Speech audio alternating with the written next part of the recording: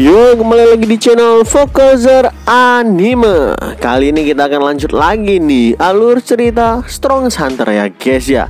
Dan bagi kawan-kawan yang mau traktirin kopi, link traktirannya bisa dicek di deskripsi di bawah. Dan bagi kawan-kawan yang mau menonton part-part sebelumnya juga ada di deskripsi di bawah, langsung dicek aja. Dan tanpa berlama-lama lagi langsung aja kita mulai alur ceritanya.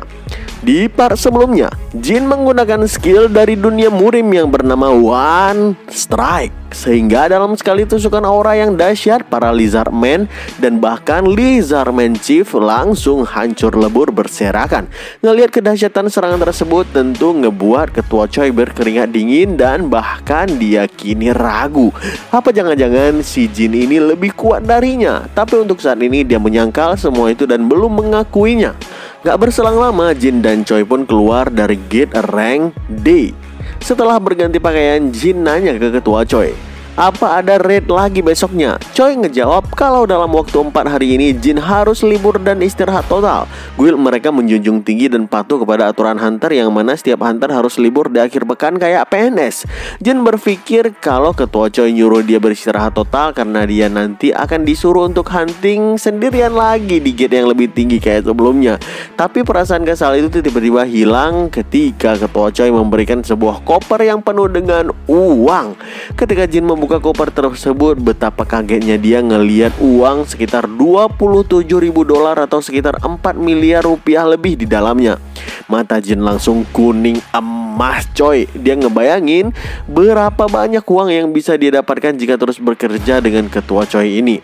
Sesaat kemudian Jin pun pulang ke rumah ibu dan adiknya. Dia nunjukin uang yang sangat banyak di hadapan ibu dan adiknya itu. Dengan bangga Jin nunjukin pada keluarganya kalau dia sekarang udah menjadi hunter rank C juga.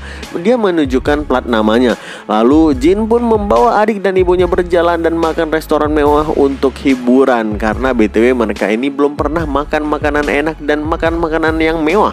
Sepulang ke rumah dan istirahat, tiba-tiba Jin dibangunkan adiknya karena mengalami mimpi yang buruk yang luar biasa. Adiknya nanya, "Woi, kau ngigau aja dari tadi kak. BTW siapa itu Jin Wikyung yang kau sebut-sebut di dalam mimpimu itu?" Spontan wajah Jin pucat pasi berkeringat membayangkan nama abangnya dalam dunia murim sana. Selang beberapa hari, Jin kembali memasuki Red Gate Rank D, ngelawan Lizardman bersama Ketua Choi. Jin memang berhasil membantai mereka semua seperti sebelumnya, termasuk level 55 Chief Lizardman. Tapi kali ini berbeda. Jin sampai terluka 3 kali selama pertarungan berlangsung. Ketua Choi sampai nanya dan bilang, "Jin, apa ada sesuatu yang mengganggumu? Kita masih di gate yang sama seperti yang sebelumnya, tapi kau udah mendapatkan 3 kali luka, padahal sebelumnya kau baik-baik aja dan gak mengalami goresan sedikit pun." Dan 3 hari setelahnya pun Jin masih juga disuruh membantai Lizardman di gate yang sama. Kali ini dia malah tampak lebih kelelahan dan bahkan tubuhnya lebih banyak luka dari sebelumnya. Makanya Choi ngasih libur tambahan kepada Jin untuk menenangkan pikirannya. Jin merasa heran pada kondisi psikisnya. Mimpi buruknya tentang Jin Wikyung semakin lama dan semakin harinya semakin parah pula. Bahkan seniornya juga sampai tahu nama Jin Wikyung karena Jin berkali-kali ngigau dan meneriakkan nama itu saat dia tidur. Hingga akhirnya di satu malam Jin gak bisa tidur nyenyak sedikit pun karena mimpi buruk tentang Jin Wikyung semakin nyata.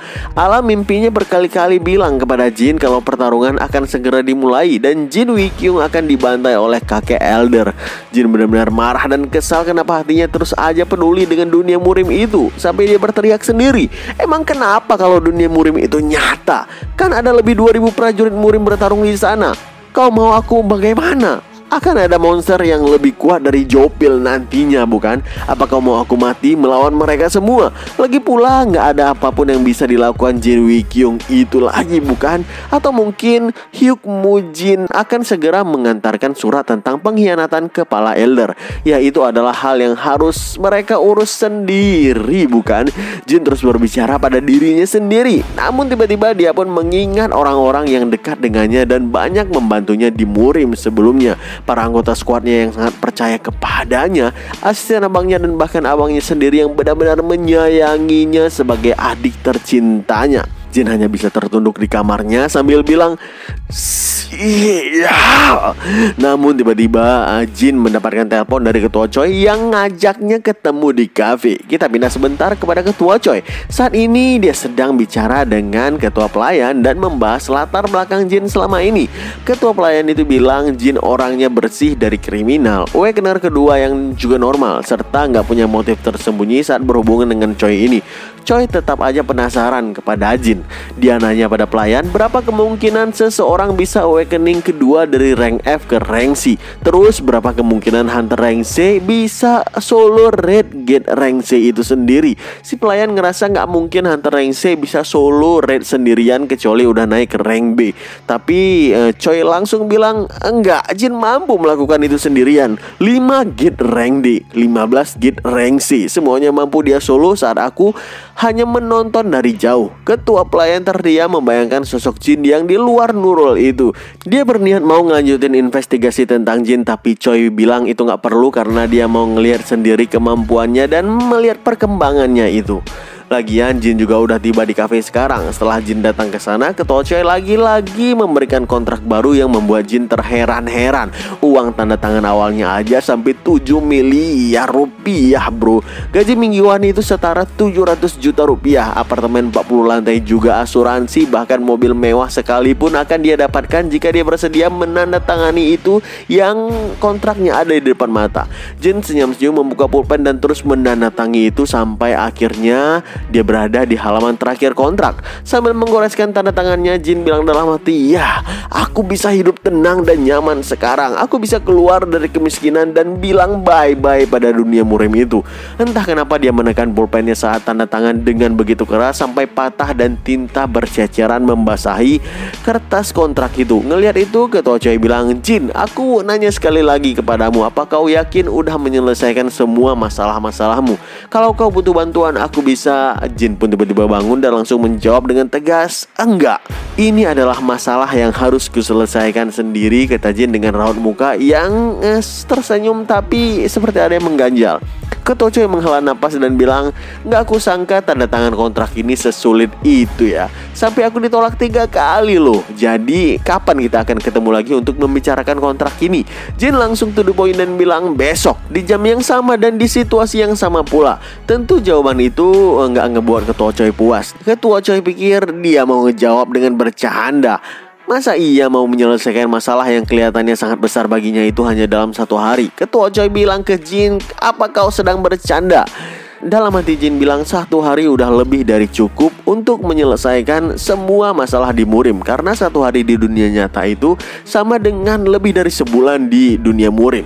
Jin pun ngejawab dengan tegas kepada Ketua Choi, aku sedang serius Ketua, kita akan berjumpa lagi besok. Dan sambil meninggalkan Ketua Choi, Jin pun bilang, lalu ada kemungkinan kau akan menaikkan syarat kontrakmu setelah bertemu denganku lagi besok.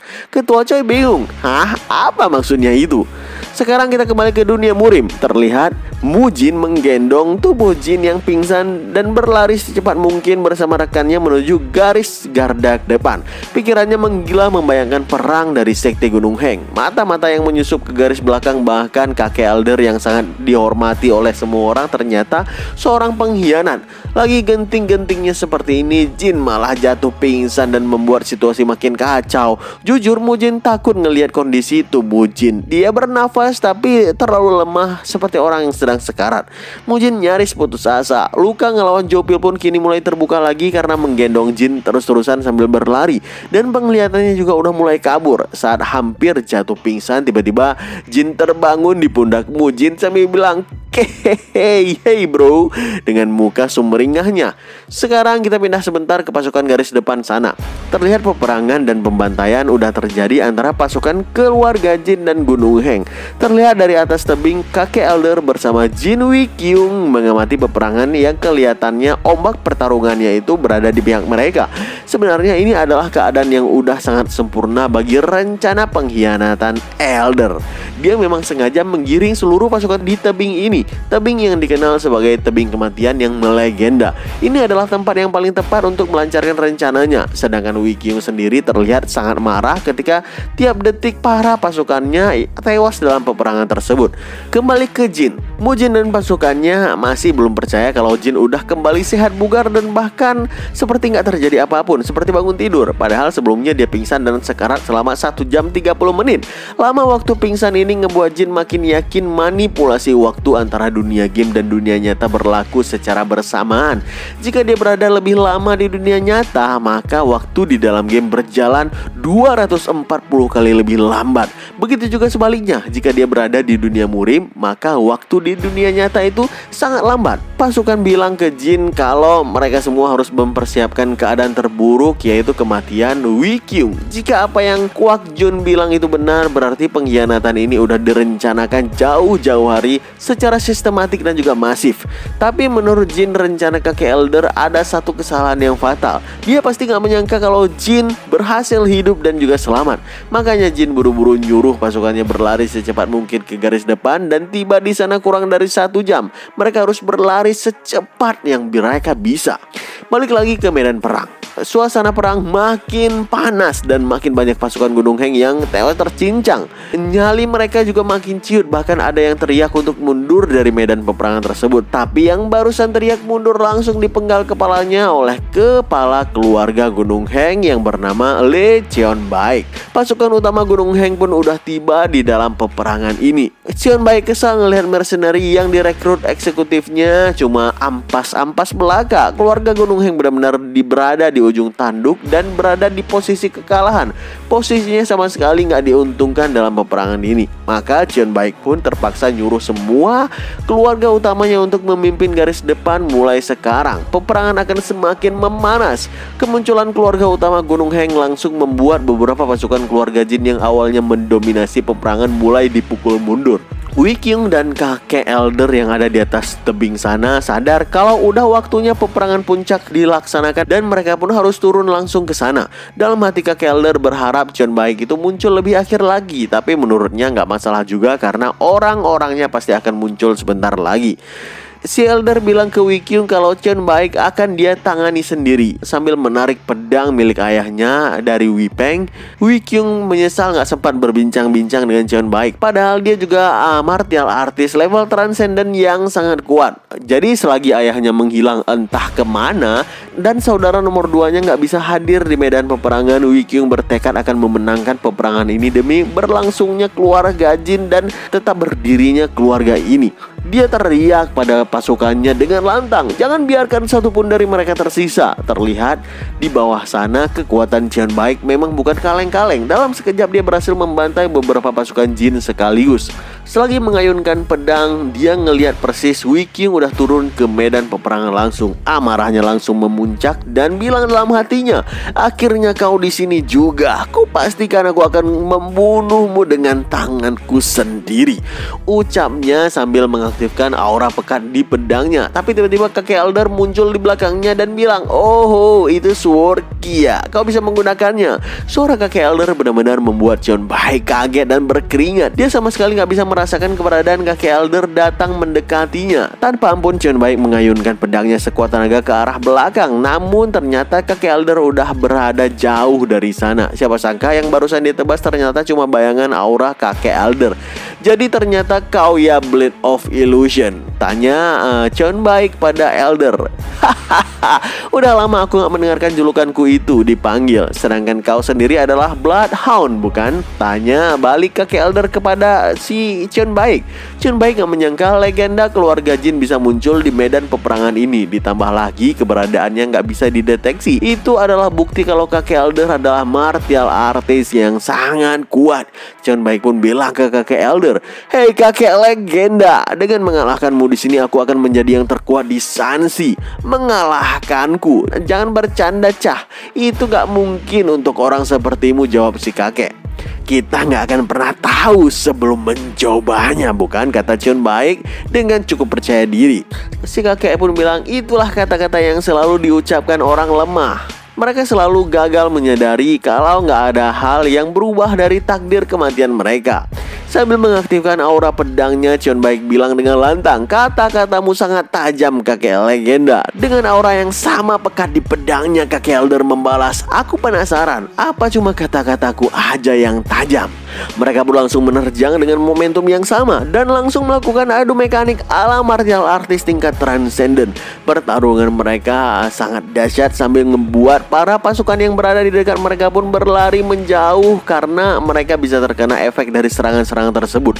Seiring serangan terus berlanjut, terlihat di sini Cheon Baek makin terdesak parah dan bahkan sebuah sabetan pedang kakek Elder masuk dan melukai tangan kanan utamanya dengan begitu parahnya. Cheon Baek benar-benar terdesak dan panik. Dia mengambil pedangnya dan mengganti tangannya. Tapi dengan tanpa ampun, Elder tetua langsung melancarkan serangan kuatnya dan ngebuat tangan kiri Cheon Baek terpelintir patah saat menahan serangan kuat tersebut. Kini kedua tangan Cheon Baek sama sekali nggak bisa digunakan lagi dan tanpa menunggu lama, Elder pun langsung melakukan serangan beruntun yang ngebuat sekujur tubuhnya terkena tebasan mematikan sampai dia muntah-muntah darah dan sekarat parah. Kekalahan Cheon Baek ngebuat pasukan Gunung Heng tentu terkena mental. Dalam keadaan sekarat dan berlutut di tanah, Cheon Baek bilang ke Elder kalau dia bersedia memberikan nyawanya, tapi sebagai gantinya tolong biarkan pasukannya menyerah dengan damai. Dia berjanji akan menutup gerbang Gunung Heng selama 100 tahun ke depan dan gak akan mengganggu lagi keluarga Jin di Taiwan. Tapi permintaan itu langsung ditolak mentah-mentah sama si kakek Elder. Dengan nada intimidasinya, Elder pun bilang, "Apa yang aku inginkan adalah membantai sektemu. Aku gak mau ngelihat ada seorang pun dari kalian yang selamat. Dan seperti itulah yang akan kalian lakukan kepada kami jika kalian memenangkan pertarungan ini, bukan?" Cheon Baek gak terima dengan ucapan Elder itu karena baginya keluarga Jin lah yang memulai asap peperangan ini dan menjadikan kobaran api yang besar dengan kematian anaknya yang dianggap diracuni oleh keluarga Jin. Si Elder ngejawab, "Lee Seon-geon ya. Benar, anak itu yang menjadi pemicu peperangan ini. Jadi ketika kau nanti ketemu dengan dewa kematianmu, tanyakan siapa yang membunuh anakmu yang sebenarnya." Kata si kakek Elder sambil tertawa mengejek. Amarah Cheon Baek makin menjadi-jadi. Dia penasaran apa maksud ucapan Elder barusan. Tapi Elder udah mengangkat pedangnya tinggi-tinggi untuk segera menghabisinya dan mengakhiri peperangan tersebut. Karena baginya saat keluarga Jin terbuai dalam kemenangan, peperangan yang sebenarnya akan segera terjadi. Cheon Baek menutup matanya dan pasrah akan kematian. Tiba-tiba ayunan pedang si Elder ke arah Cheon Baek terhenti dan Elder mengarahkan tebasannya ke belakangnya karena dia sadar ada sebuah tombak yang mengincarnya dari jauh di belakang sana. Dengan penuh amarah, Elder berteriak, "Siapa di sana? Tunjukkan dirimu sekarang!"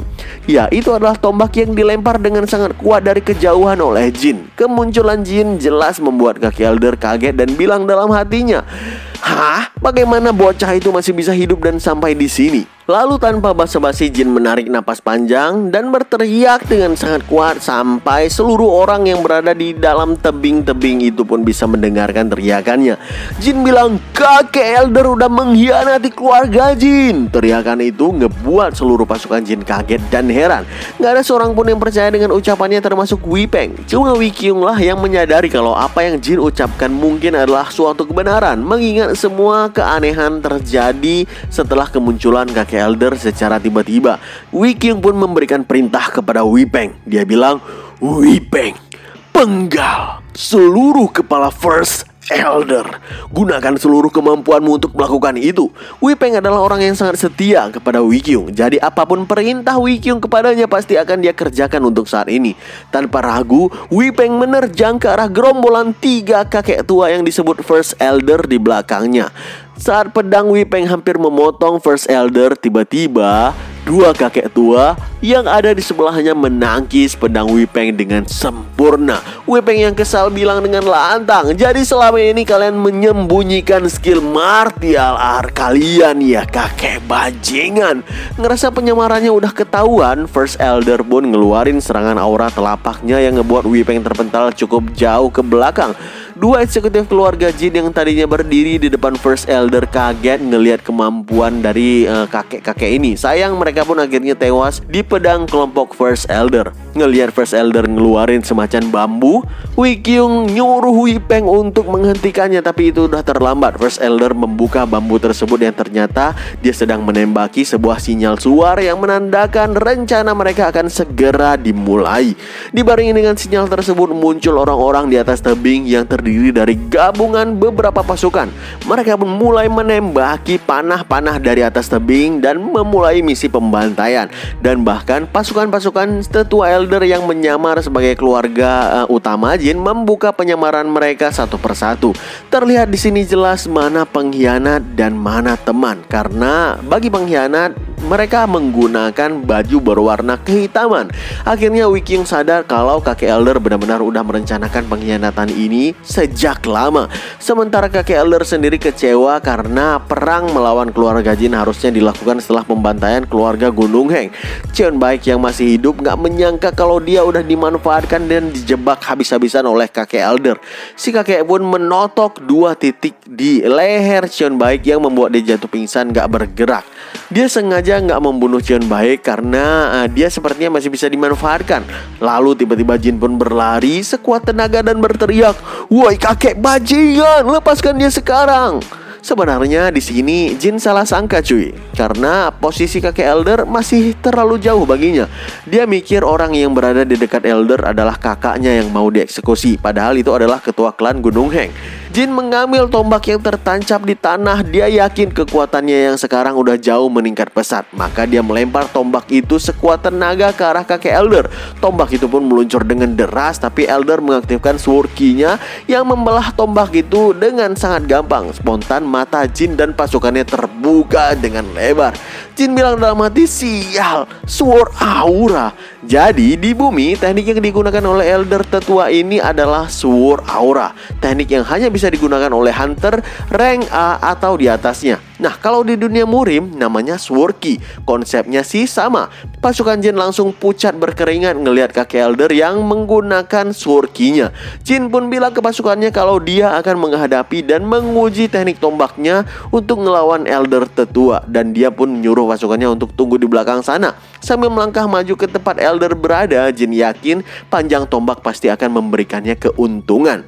Tanpa ragu Jin mengayunkan tombaknya sekuat tenaga sambil mengaktifkan efek dari titel Victorious dan menaikkan beberapa stat tempurnya. Tapi serangan tombak itu terlalu gampang ditangkis oleh kakek Elder. "Kau pikir serangan begini cukup untuk membunuhku, bocah?" kata si Elder sambil mengaktifkan aura pedang yang membuat mata tombak Jin terpotong dari gagangnya. Lalu dengan beberapa tebasan kilat, gagang tombak Jin pun terpotong-potong menjadi beberapa bagian yang membuat Jin terpaksa harus mundur untuk mengambil jarak aman. Jin buru-buru lari ke tempat Cheon Baek dan membawa tubuhnya ke pasukan loyal keluarga Jin. Saat ngelihat lebih jelas lagi, barulah dia sadar kalau tubuh yang dia bawa itu bukan tubuh abangnya Wikyung. Jin teriak, "Hah? Ini kan Cheon Baek, pemimpin dari sekte Gunung Heng." Jin langsung bergidik ngeri ngelihat dia baru aja menyelamatkan pemimpin sekte musuh yang memulai peperangan ini. Tapi setidaknya Jin tahu kalau abangnya belum mati. Ngelihat aksi tolol Jin, kemarahan kakek Elder pun makin memuncak lagi. Satu persatu pasukan loyal keluarga Jin mati terbantai oleh kakek Elder di sana. Kita pindah sebentar ke tempat Wikyung berada. Terlihat Wipeng cukup kewalahan menghadapi 2 Elder yang mengeroyoknya. Jadi pas Wikyung mau datang menolong, tiba-tiba First Elder pun menghalangi dengan sword key-nya. Mereka berdua saling adu serangan tingkat tinggi dan sama-sama terpental ke belakang. Jujur Wikyung udah mulai kelelahan karena terlalu banyak menghabiskan ki saat melawan Martial Master dari Gunung Heng sebelumnya. Untungnya para loyalis Wikyung yang lain menyadari pengkhianat First Elder itu dan mereka pun maju serentak menghadapi 3 kakek tetua yang dilawan Wikyung dan juga Wipeng sebelumnya. Sementara terlihat si kakek Elder terus mengejar Jin sambil membantai satu persatu pasukan dari keluarga utama Jin yang berada di sana.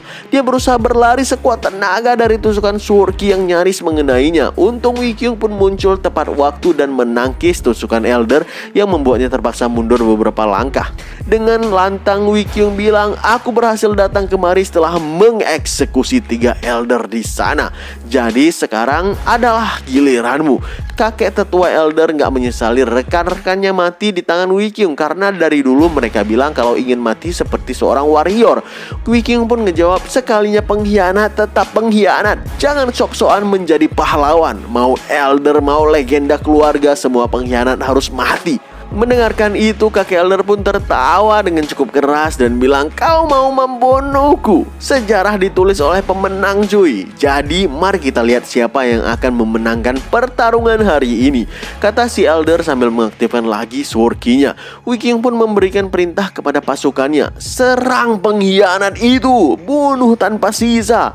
Pasukan elit Jin maju mematuhi perintah Wikyung. Mereka mencoba menyerang kakek Elder secara serentak meski mereka berjumlah cukup banyak. Dan di level martial master puncak, mereka semua tewas menggenaskan terkena lemparan-lemparan batu yang meluncur seperti peluru. Wikyung berhasil menangkis batu tersebut dengan cukup kesulitan. Wikyung pun bilang dan teriak kepada yang lain, dia memakai skill Shattering Pellet. Jaga jarak kalian. Baru aja Wikyung nyurus pasukan elitnya mengambil jarak, tiba-tiba Elder bergerak maju secepat kilat membantai pasukan elit satu persatu dengan begitu gampangnya. Wikyung benar-benar marah bawahannya tewas terbantai, dan tanpa ragu dia pun maju dan mengadu sword key-nya dengan sang Elder. Dengan batu di tangannya, lagi-lagi Elder melemparkan batu-batu peluru tersebut ke arah Jin. Untung Jin sigap menghindarinya dengan cara berputar. Tapi lagi-lagi karena dia menghindari serangan tersebut, salah satu elit dari Jin yang menjadi korbannya. Wikyung dan sisa pasukan elit lainnya kembali menyerang Elder dari segala penjuru. Meski udah dikeroyok sekalipun, Elder masih sangat gampang meladeni permainan pedang Wikyung, bahkan sambil membantai satu persatu pasukan elit yang menyerangnya.